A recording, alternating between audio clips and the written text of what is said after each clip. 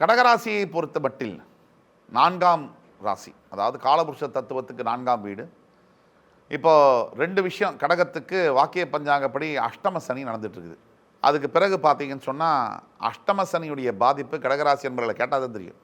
நம்ம விஜய் சாரை கேட்டால் கூட சொல்லுவார், 41 பேர் கரூரில் வந்து யார் என்ன நினச்சுன்னு தெரியல, 41 பேர் கொண்டு போயிட்டால் மீடியாவில் இப்போ இவர் மேலே பழி வந்துருச்சு, நீ தான் எல்லாத்துக்கும் காரணம், ஏன்னா இவர் தான் துப்பாக்கி எடுத்து 41 பேரை சுட்டா மாதிரி.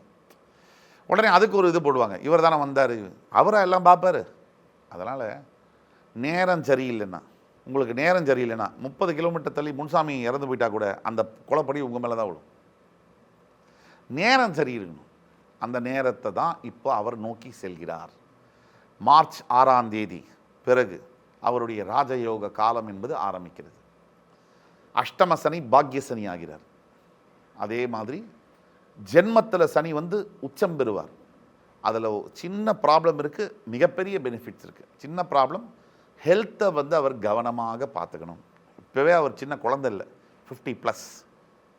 இப்போவே ஹெல்த்தை பார்த்துக்கணும். பார்க்கும்போது ஹெல்த்து நல்லா இருக்கிறது இல்லை, உள்ளே ஒழுங்காகவே இருக்கா அதை பார்த்துக்கணும். அதே மாதிரி அவருடைய ராஜயோகம் என்னென்னா, ராசியில் ஜென்ம குருவாக உட்கார்ந்த குரு பகவான் 5, 7, 9ஆம் வீடுகளை பார்க்கும்போது, அதாவது விருச்சிகம் மற்றும் மகரம் மற்றும் மீனத்தை பார்க்கும்போது அவருடைய ராஜயோக காலம் ஸ்டாம்ப் அப்படி குத்தி அனுப்புற மாதிரி. அரசியல் யோகம் நல்லா இருக்குன்னு எடுத்துக்கலாம். அதை தான் சொல்கிறேன்.